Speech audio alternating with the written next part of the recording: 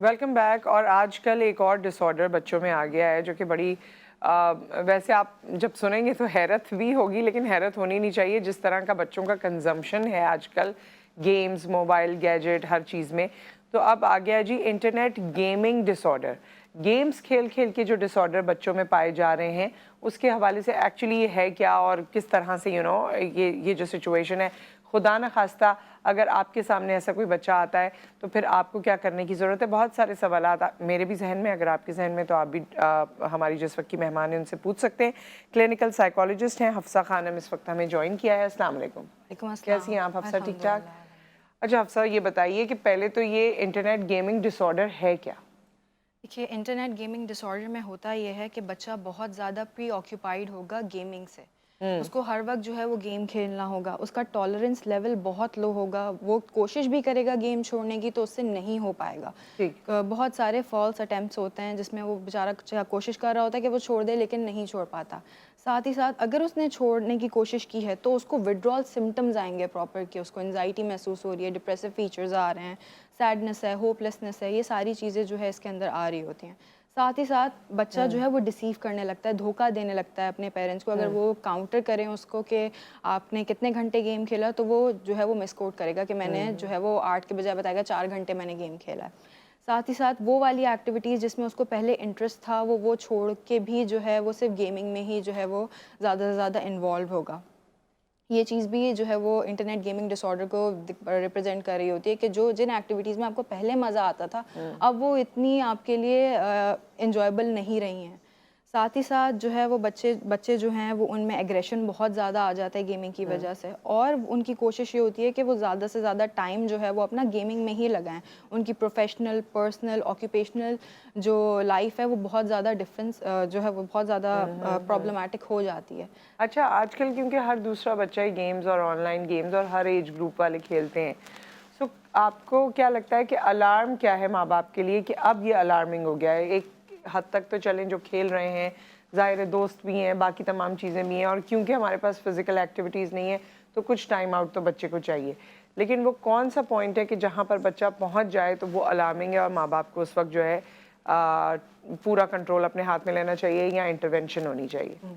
सबसे पहले तो ये कि अगर बच्चे की नींद डिस्टर्ब हो रही है तो पेरेंट्स को उसी वक्त जो है वो समझ जाना चाहिए कि ये अलार्मिंग सिचुएशन है, क्योंकि नींद अगर आप बच्चे की पूरी होगी तो फिर उसकी सारी चीज़ें जो है वो ठीक रहेंगी। अगर उसकी नींद सिर्फ 3 घंटे 4 घंटे की रह गई है गेम खेल खेल के, तो ये काफ़ी अलार्मिंग है। और ऐसा हो रहा है ऐसा वैसे? हो रहा है, बिल्कुल हो रहा है। 3-4 घंटे सो रहे हैं जी बच्चे? बिल्कुल, क्योंकि उनका सेल्फ कंट्रोल इतना ख़राब हो जाता है कि वो अपनी नींद को कॉम्प्रोमाइज़ करके भी गेम खेल रहे होते हैं। यही तो पर्सनल लाइफ में जो है तो वो ये हिंड्रेंस तीन है। चार घंटे तो यानी रात को चले रफली अगर 12 बजे भी सोया है कोई बच्चा और 3-4 घंटे में वो 3-4 बजे सुबह के उठ के दोबारा गेम खेलने लगता है। जी बिल्कुल, दोबारा गेम खेलने लगता है, क्योंकि ओके। सेल्फ कंट्रोल बहुत ज़्यादा ख़राब हो तो चुका होता ये तो इस लेवल पर पहुंचने में टाइम लगा होगा ना? है। हुँ, इस लेवल तक बच्चा आया कैसे? हुँ। घर वालों को आप क्या कहना चाहेंगी? मतलब इस लेवल तक अगर आ रहा है, शुरू दिन से तो नहीं आ गया होगा? जी, इंटरनेट गेमिंग डिसऑर्डर का डायग्नोसिस 1 साल के बाद दिया जाता है, जब उसके ये 5 सिम्पटम्स मौजूद हों। ओके। पेरेंट्स को मैं ये रिकमेंड करती हूँ, अगर बच्चा 1 महीना 3 हफ्ते भी ये सारे सिम्पटम्स शो कर रहा है कि वो मुसलसल गेमिंग में है और अपने कमरे से बाहर ही नहीं आ रहा, उन एक्टिविटीज़ में इंटरेस्ट ही नहीं ले रहा जिसमें वो पहले लिया करता था, या उसका रूटीन डिस्टर्ब हो रहा है, तो आप ज़रूर जो है वो थेरेपी की तरफ जाएँ, ताकि वहीं पे मैनेजमेंट हो जाए और हम किसी डिसऑर्डर की तरफ ना जाएँ।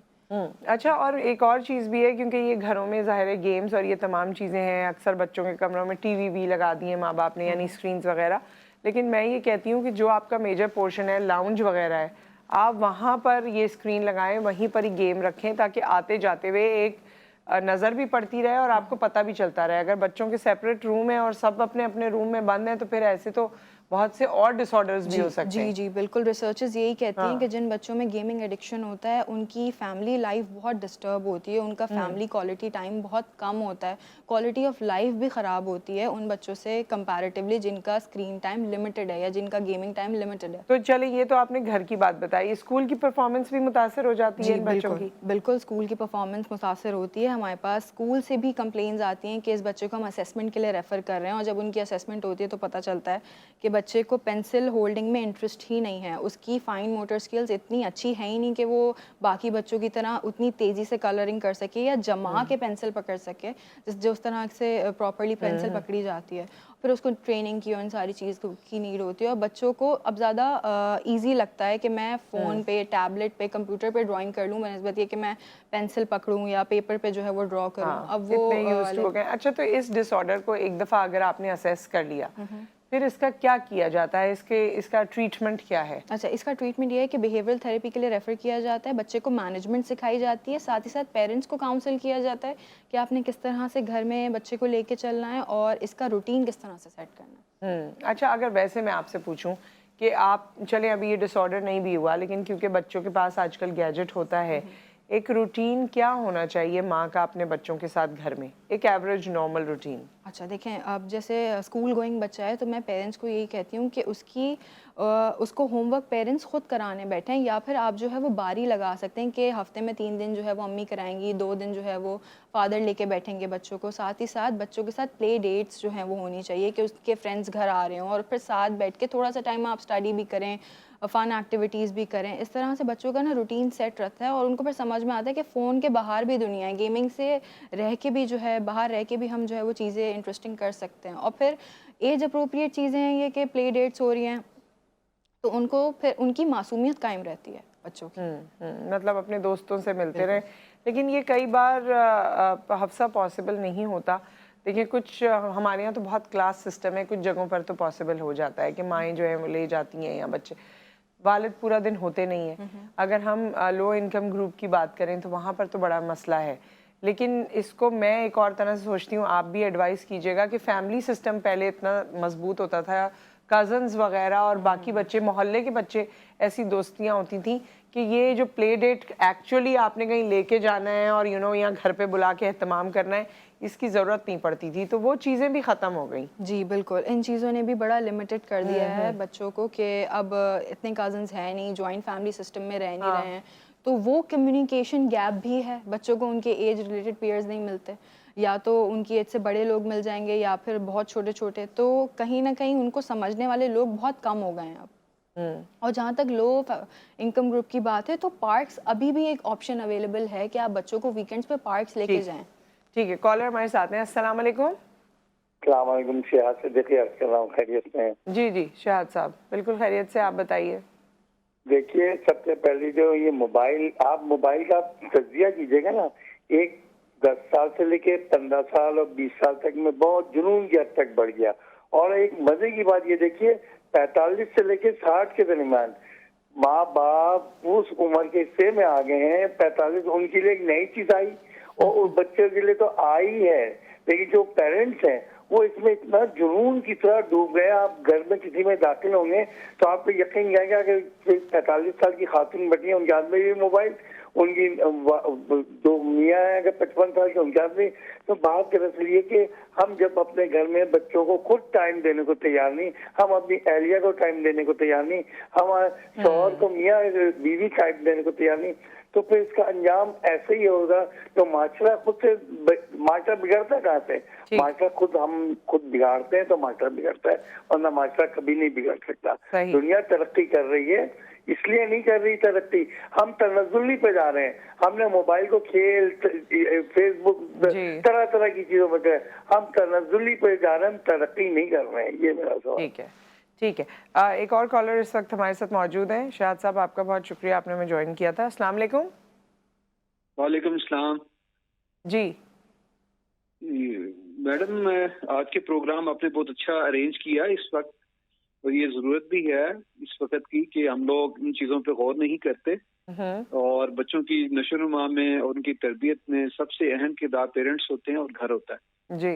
और जैसे आपने फरमाया कि पहले भी जिस तरह से जो कजन्स होते थे, फैमिली सिस्टम होता था, तो उसमें जरूरत ही नहीं पेश आती थी पेरेंट्स को कि उन्हें कहीं ले जाना या कहीं किसी को बुलाकर लेकर आना।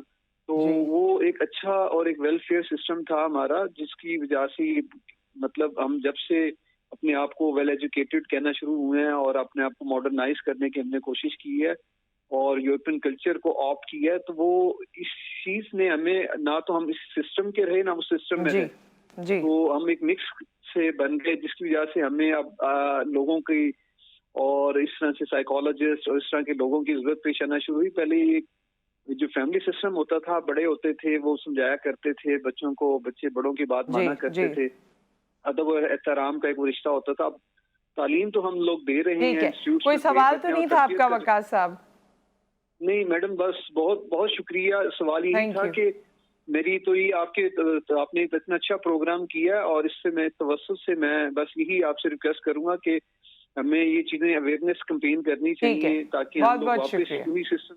Thank you so much Waqas साहब, थैंक यू सो मच। जी हफ्सा, आपने बात सुनी दोनों कॉलर्स की। जी जैसे इन्होंने कहा कि हमें जो है वो अब साइकोलॉजिस्ट, न्यूरोलॉजिस्ट इन सबकी ज़रूरत पड़ने लगी है। बात इनकी ठीक है, आज से 10 साल पहले वो रेशो नहीं था लोगों का जी। जिनको इतने डिसऑर्डर्स हुआ करते थे। जी। अब एकदम से जो है वो चीज़ें बहुत बढ़ गई हैं। हाँ, बढ़ गई हैं, बिल्कुल सही। और मुझे लगता है कि खैर अभी तो हमारा यहाँ पर वक्त बिल्कुल मुकम्मल हो गया कि लिसनिंग जो है ना वो बहुत इंपॉर्टेंट है, किसी को सुनना। जी। पहले बच्चों को सुनने वाले बहुत थे, अब सुनने वाले भी कम हो गए हैं ना, माँ बाप भी इतना नहीं सुनते हैं, इतनी बात होती नहीं है, इतनी चीज़ें पता नहीं चलती। बराबर वाले कमरे में ही बच्चे, टीनेजर्स, हम सुनते रहते हैं कि जी वो नशे की आदत हो गई है, एडिक्शंस में आ गए, माँ बाप को पता ही नहीं चला। तो there is so much of a gap. खैर इस पे फिर कभी दोबारा बात करेंगे। Thank you so much Hafsa thank you for being with us. Thank you.